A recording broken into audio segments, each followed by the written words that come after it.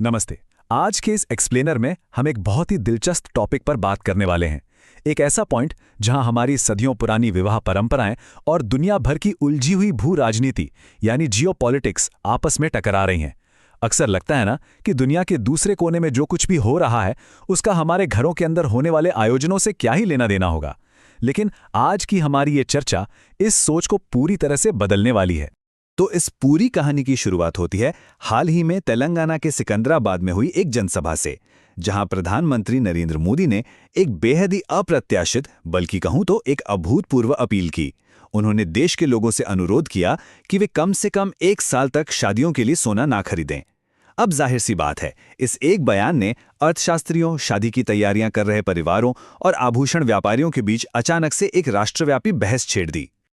अब यहाँ जो सबसे बड़ा सवाल उभर कर सामने आता है वो ये है कि किसी दूर देश में चल रहे अंतर्राष्ट्रीय संघर्ष का हमारे यहाँ की शादियों और गहनों की खरीदारी से आखिर क्या कनेक्शन हो सकता है। और यही हमारी आज की इस चर्चा का मूल रहस्य है। हम आज यही डिकोड करने वाले हैं कि कैसे एक वैश्विक संकट हमारे घरों के बजट और हमारी खरीदारी को सीधे तौर पर कंट्रोल कर सकता है। तो चलिए बिना किसी देरी के इसमें गहराई से उतरते हैं। इस पूरे मुद्दे को हम 5 स्टेप्स में समझेंगे। एक चौंकाने वाली राष्ट्रीय अपील, भारतीय संस्कृति में सोना, मध्य पूर्व कनेक्शन, घाटा और विदेशी मुद्रा भंडार, और आखिर में वित्तीय विकल्प और उस पर लोगों की प्रतिक्रियाएं। तो शुरुआत करते हैं हमारे पहले हिस्से से, एक चौंकाने वाली राष्ट्रीय अपील। यहाँ सबसे गौर करने वाली बात यह है कि ये अपील सिर्फ गहने न खरीदने की एक आम सलाह नहीं थी। असल में ये अस्थायी आर्थिक अनुशासन का एक बहुत बड़ा और गंभीर आह्वान था। रैली में ये साफ किया गया कि जब भी वैश्विक बाजार युद्ध या किसी भी तरह के संकट से प्रभावित होते हैं तो देशों को बहुत ही जिम्मेदारी के साथ काम लेना चाहिए। इसका मेन ऑब्जेक्टिव यही है कि अंतर्राष्ट्रीय संघर्षों से जो भी भविष्य की चुनौतियां पैदा हो सकती हैं, हम राष्ट्रीय स्तर पर उनके लिए आर्थिक रूप से पूरी तरह तैयार रहें। आइए अब बढ़ते हैं दूसरे हिस्से की तरफ, भारतीय संस्कृति में सोना। देखिए, भारत में सोना सिर्फ एक पीली धातु थोड़ी है। इसके साथ एक बहुत ही गहरा इमोशनल और कल्चरल बॉन्ड जुड़ा हुआ है। शादियों और त्योहारों में तो इसके बिना काम ही नहीं चलता। कई परिवारों में तो ऐसा होता है कि शादी से कई साल पहले ही सोने के लिए पैसे जोड़ने शुरू कर दिए जाते हैं। और ऐसा क्यों? क्योंकि हमारे यहाँ इसे सम्मान, समृद्धि और सबसे बढ़कर वित्तीय सुरक्षा का एक बहुत बड़ा प्रतीक माना जाता है। लेकिन परेशानी तब शुरू होती है जब हमारी परंपराएं और आज की आर्थिक वास्तविकता आपस में टकराती हैं। एक तरफ हमारी सांस्कृतिक परंपरा है जो भव्य शादियों और भारी गहनों की मांग करती है, और दूसरी तरफ है आज का कड़वा सच। सोने की कीमतें इस वक्त रिकॉर्ड ऊंचाई पर हैं। इसका सीधा असर ये हो रहा है कि मध्यम वर्ग के परिवारों पर भयंकर वित्तीय दबाव पड़ रहा है। महंगी ज्वेलरी के चक्कर में परिवारों का बजट पूरी तरह से हिल गया है। ऐसे में ये अपील कहीं ना कहीं इसी बढ़ते आर्थिक दबाव को कम करने का एक व्यावहारिक तरीका भी सुझाती है। चलिए अब इस पूरी पहेली के तीसरे और सबसे अहम हिस्से को समझते हैं, मध्य पूर्व कनेक्शन। स्थानीय शादियों से लेकर ग्लोबल जियोपॉलिटिक्स तक ये पूरा खेल कैसे बदलता है, इसे समझने के लिए एक टर्म को समझना बहुत जरूरी है, सेफ हेवन एसेट, यानी सुरक्षित निवेश संपत्ति। इसका मतलब है एक ऐसा निवेश जहां पैसा डूबने का डर कम हो। जब भी दुनिया भर के बाजारों में अनिश्चितता होती है या युद्ध जैसा माहौल बनता है तो निवेशक घबरा जाते हैं और अपना पैसा ऐसी सुरक्षित जगहों पर लगाने लगते हैं। अब मध्य पूर्व में तनाव के चलते दुनिया भर के निवेशकों ने सोने की तरफ दौड़ लगा दी है, और जाहिर सी बात है, जब मांग एकदम से बढ़ेगी तो अंतर्राष्ट्रीय स्तर पर सोने की कीमतें आसमान तो छुएंगी। इस कहानी में एक और बहुत बड़ा फैक्टर है कच्चा तेल। भारत अपनी जरूरत का एक बहुत बड़ा हिस्सा मध्य पूर्व से आयात करता है।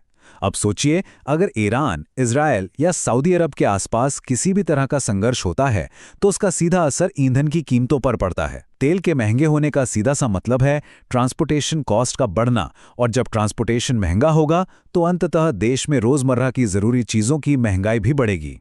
और यहीं से जुड़ता है हमारा चौथा बिंदु, घाटा और विदेशी मुद्रा भंडार। ये पूरी सिचुएशन बिल्कुल एक डोमिनो इफेक्ट की तरह काम करती है। इसे स्टेप बाय स्टेप समझते हैं। पहला स्टेप है मध्य पूर्व का संघर्ष, जिसकी वजह से दूसरे स्टेप में कच्चे तेल की कीमतें बढ़ जाती हैं। इसी अनिश्चितता के माहौल में तीसरे स्टेप में सोने की कीमतें भी बढ़ जाती हैं।